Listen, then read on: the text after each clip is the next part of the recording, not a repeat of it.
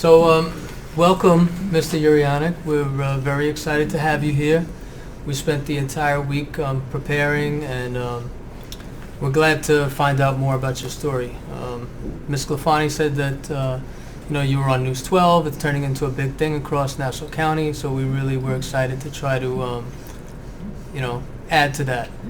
The kids asked a couple of questions. They were curious not just about the program, but in general. A lot of them, I wouldn't say people are out of touch with veterans in the military today, but they're certainly very curious about how things go. So we have Bill Urianek, and we have three wonderful students. Why don't you guys introduce yourselves?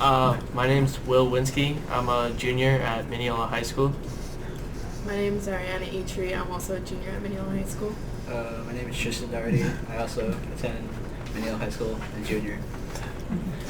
And of course, Bill. Bill, it said that you were a lifelong Mineola resident. Did you attend Mineola High School as well? No, my three children did. My three children graduated from here. Oh, okay. Yeah, a long time ago. All right, so let's get straight to it. There were some links. We saw there was a News 12 video. We also know that The Island Now did a whole report about you. So what made you want to start collecting the funds this way, and how did Brendan Morocco factor into this? Well, what happened was originally the way it first started was I was at a fundraiser out on the island, and I was coming back, and I stopped at a red light, and there were two cans laying on the side of the road. So I said, that's a dime. I said, how many? I thought, I can get raise some money for it. So I thought a little bit more about it. Then on Tuesday, when it was recycling in Mineola, I would get up at 5:30, 6 o'clock in the morning, and I would start to go around. And I had certain houses I knew I was going to get bottles and cans that were redeemable. Right. So I would go to those, and I was doing approximately 75 to 150 a week. Right now, last year... 75 to 100 houses? Well, no, 75 to 150 bottles and cans, okay. Right? So what did it amount to, I don't know, 10, 20 bucks, something? Yeah, something like that. And I would go to the supermarket and put it in the machine, and I would collect the money, and after a while, once I got a certain amount, I would donate it to whatever charity it was going to or whatever veteran it was going to. Yeah. But last year, we were doing, it was a little bit more, we were doing about 3,200 a week. Yeah, that's a lot more. A lot more, yeah. And of course, you can't go to the supermarket. It's impossible to go to the supermarket and turn in 3,000 bottles in a week. But I found Why is that? It's so slow. Logistically, Yeah, it just takes time. Even when I first started, I was doing 2 machines at a time. And I'd try to get a glass and a plastic, and I was feeding 2 machines at a time. But sometimes I was there for 3 hours, Mm-hmm. And then through my grandson, I found out a guy that would come to my house and pick them up. But he asked me to do certain things, would separate them, put cans in one bag, put plastics in another, and glass in another. And I would tell him, I got 5,000, so he would come with the truck, they'd throw the 5,000 on it, and they would give me the money.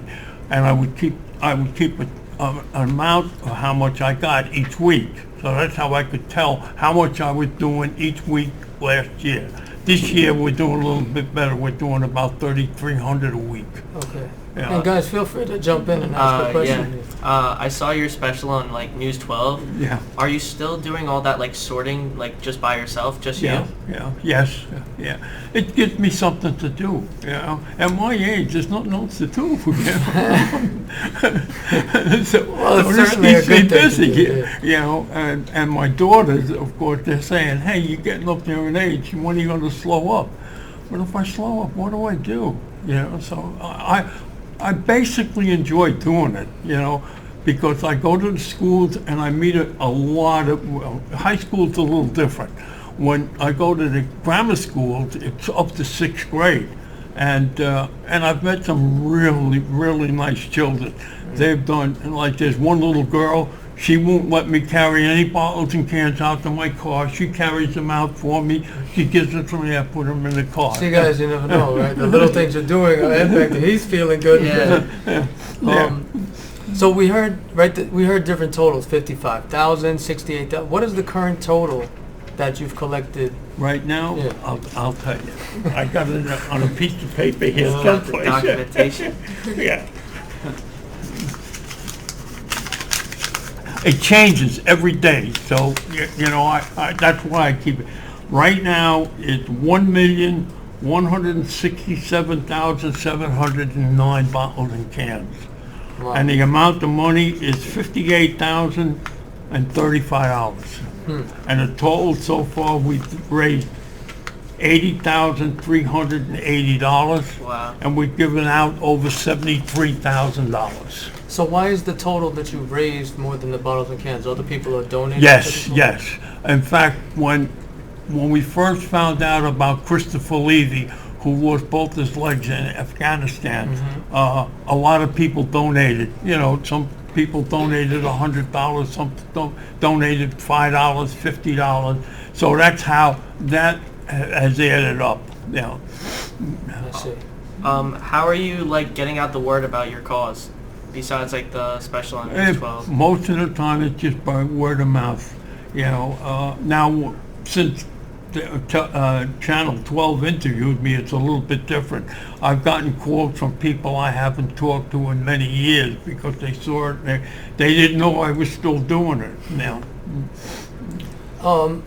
And so you said you can't. The truck comes to pick them up, and the truck takes these bottles and cans. Where does the truck take them? well, they have a warehouse that they take them, and they sort them by Pepsi products, Budweiser products, Coca-Cola products, and what they do is for every bottle and can they get from me, they get 8.5 cents. And they give it, of course, it's a nickel that they give.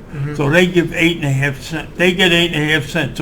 So every Then bottle they give a nickel they from collect from me, they make 3.5 cents. Okay. Yeah, Right. because otherwise, How would you Yeah. feel if this was to go, I don't know, statewide or nationwide? Could you imagine how much money we...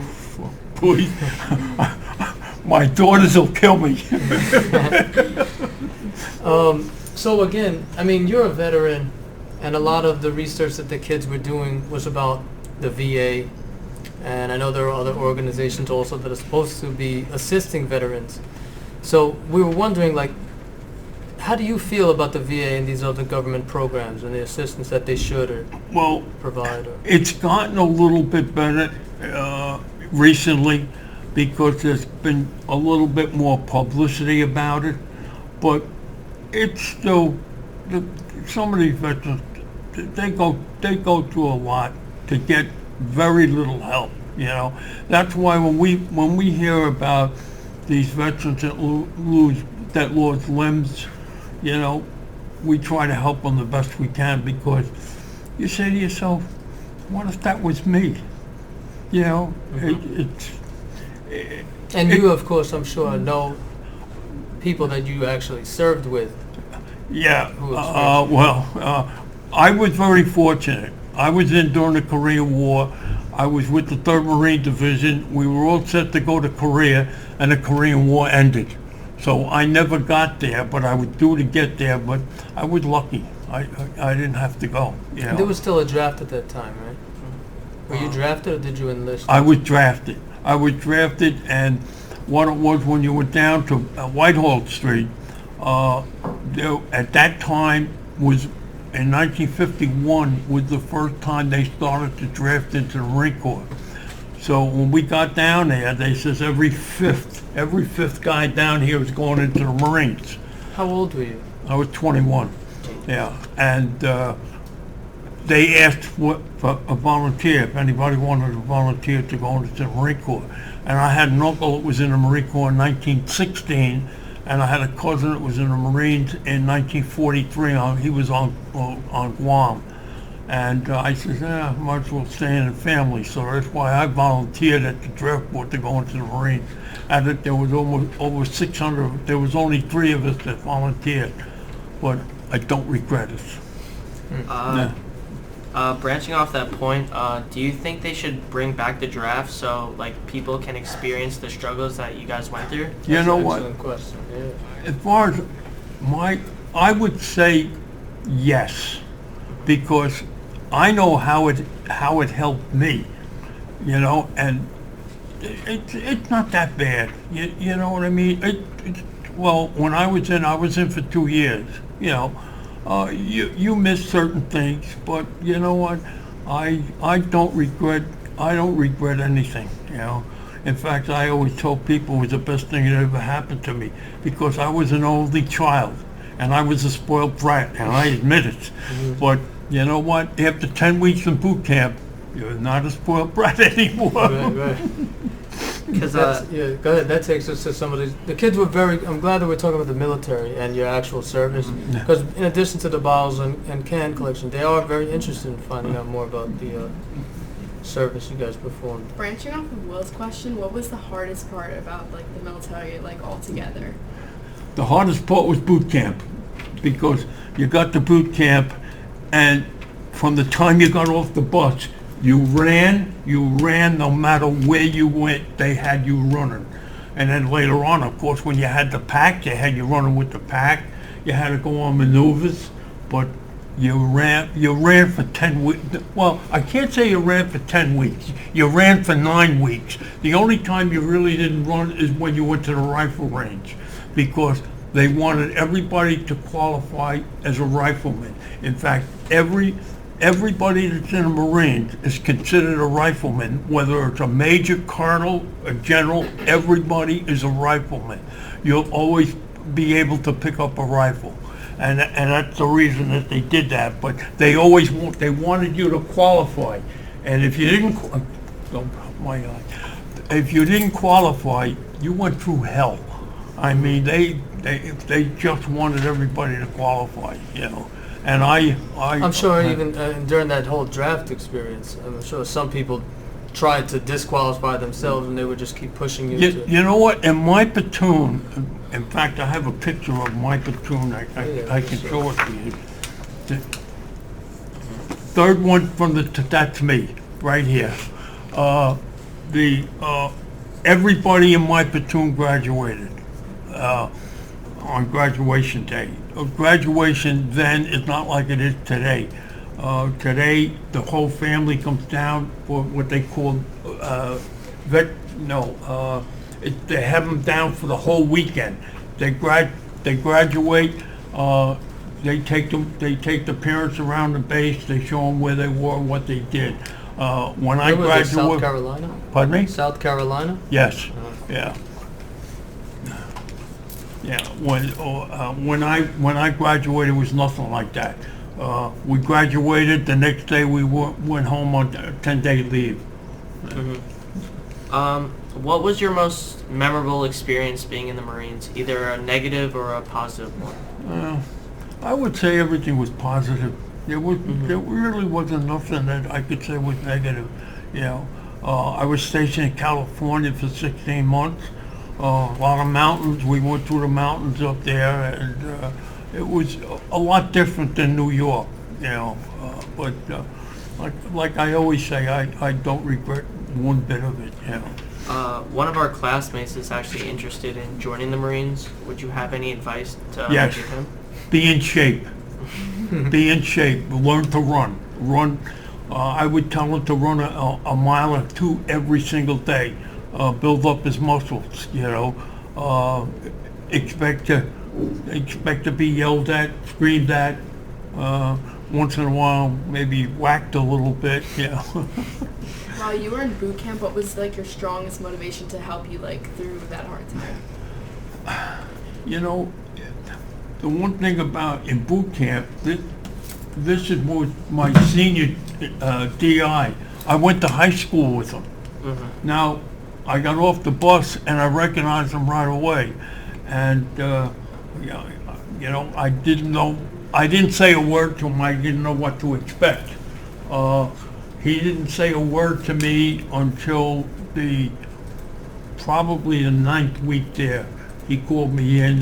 He asked me some questions, where I'm from, of course, he knew where I was from, but he asked me the questions, what school did you go to? What class? Then he says, what class were we in together? You know, but even after that discussion we had, it was still that he was my drill instructor. It was no friends or nothing. I had to do exactly what they told us to do, and until after we graduated. Well, once we graduated, it was almost like night and day. You know, they greeted you not as a recruit because you got your first stripe, or PFC when you got out of boot camp. Yeah, but boot camp, it was tough. You never knew when they were going to wake you up, and if you didn't do the right thing, you paid for it. When I was Do you there, think it's easier? I mean, you think it's easier? Boot camp is easier today, or was it more difficult? you know what? I think it's a little bit more difficult today than it was when I was there. They have, because the way things are today, the packs that they wear and the rifles that they carry were altogether different than we had it. So I would say it's quite a bit different. But getting back to if you didn't do the right thing, well, when we were there, because we were a lot of draftees were at Paris Island because they didn't have barracks for us, so we lived in tents. And one day, one of the guys in the tent, I don't know what he did, I don't remember, but the next thing the DI says to us, okay, we had to go in, get our bunks, take them out of the tent, take our locker boxes out of the tent, and everybody got a pail of the 5-gallon bucket that you basically wash your clothes in when you were in boot camp. What he did was he made 3 guys, there were 6 in the tent, he made 3 guys go and get a bucket of sand and throw it on the deck, a wooden deck, and 3 guys get a bucket of water and throw it on top of the sand. And then he told you, go get your toothbrush and scrub the floor. So there's 6 Marines with a toothbrush scrubbing the floor. So that's what some of the not too easy, believe me. If you didn't make your bunk right, now you, like you say, 6 men in a tent. If one guy in the tent didn't make his bunk right, all 6 bunks were pulled apart, thrown out in the street. You had to go out, get it, put it back together again, put the pillows in pillowcases, make your bed. Everything had to be exact. And they would come along and drop a quarter on your bunk, and the quarter had to bounce. If it didn't bounce, they ripped it and throw it out the street, start all over again. You tell us about these like crazy like regimented like programs you go through in becoming a Marine. Do you think Marines and like veterans get like the ideal respect that they deserve today, or do you think they're underappreciated? Yeah. I think it drilled into you, once a Marine, always a Marine. If you see another Marine, you greet him, Semper Fi, you shake his hand. Mm-hmm. You know, so it's drilled into you the first day you get in boot camp, you know. And it's like last night I was at a meeting, and there were I was the oldest Marine there. And we had, because it was the Marine Corps birthday, we had the cutting of the Marine Corps birthday cake. And there's even the thing that you do with that there. And I didn't know it was because the first time that I was there. And what they did is they cut the cake, and the oldest Marine got the first cut, and he had to give it to the youngest Marine that was there. Yeah, It's like a brotherhood. Yes, Yeah. yes, Yeah. very much so. Yeah. So I mean, you had a good question, because you're saying that that people respect the military, but why does it take an 89-year-old veteran to go and collect money for? Yeah. I don't have the answer for, believe me. Right. And Or maybe it's also the fact that people are out of touch, where Yes. the draft is not happening. yes, People don't enlist unless they and here's are persuaded to. here's something that you can have. That you get this is an idea of where the money goes. different organizations that got the money, like Building Homes for Heroes get, as you can see, got quite a bit of money, because what they do is they rebuild houses for veterans who have lost limbs. And of course, if it's in a wheelchair, they have to make the doors wider. The countertops have to be lower. When the bathrooms usually you're straight in, there's no lip that they have to go above. It's quite a process that they go through. But I've been in one of the houses. It's amazing the way they fix it up, because they right now they're doing 11 houses one house every 11 days. So they're doing basically three houses a month. So do you make these decisions, or who actually decides where the money goes at the end? Basically, I do. Believe it, yeah. Basically, I do. You know, I talk with other veterans, because this you saw the Channel 12 news. Well, Brendan, I didn't know anything about Brendan, but my daughter. Brendan Morocco, you talk. Yes. My daughter was talking to her boss, and her boss told her about Brendan. And of course she called me, so I said right away, we got to do something for him. So that's what we did. We gave him, I think it's in that sheet, 7,000? Yeah. $7,750. Yeah. Okay, so the period's coming to a close, so why don't we wrap up, ask your final questions. I see, like, you're just doing all this incredible work for the community, and I just want to thank you for that. But how do you think we can, like, spread the word more rather than just, like, word of mouth? And, like, because, like, obviously these guys are heroes for us, and, like, how do you think we can raise more money and spread the word? You know, I think everybody should get an idea of how to raise the money and try it. Sometimes it'll work, sometimes it won't work. Like the bottles and cans, I never thought it would go something the way it's going right now. You know, but you got to just try it. It's an experiment, and whatever. I look at it this way, and when I first started, I got talking with a fella. And I told him what I wanted to do, and I'll always remember what he said to me. He says, Bill, if you get one can, that's a nickel more than we had yesterday. And that's the way to look at it. Yeah. It's incredible. Yeah. How did you how did you get the word out? 'Cause, like, obviously I live near you, so I see, like, how do you get so many people to drop off cans? 'Cause I've seen, like, so many different people drop off, like, a different amount of cans. Yeah. And just word of mouth, right? Yeah. You know? It's basically, you know, it's... I think it's up to you guys now to find the other way, social media. It all started with the word of mouth, and it got into the schools in Elmont. As I was on Channel 18, which is Mineola's channel, and a young fellow that was in 6th grade at the time, he saw it because he got Verizon, I believe. And he called me up, and he said that he would like to try to do it in his school. But the principal didn't like the idea. But he pestered the principal so much, the principal finally says, okay, go ahead and try it. And he did. And what happened is, I was going there, and I was getting anywhere from 400 to 600 bottles and cans a week. And then I happened to go to Dutchford Way School, and one phys ed teacher there, she came over to me and she says, Bill, I understand you collecting from the school. I says, yeah. She says, if we started a program over here, would you willing to pick them up over here? I says, absolutely. And that was Dutchford Way. Dutchford Way right now they've collected over 170,000 bottles and cans. You know, that's just one school. Yeah.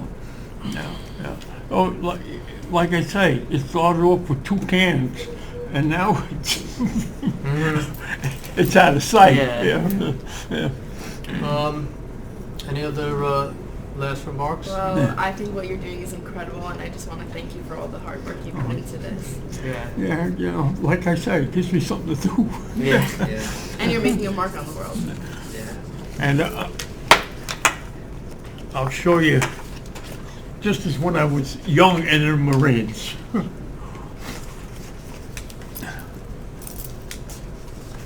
Here's the tent. Here's the tent we lived in.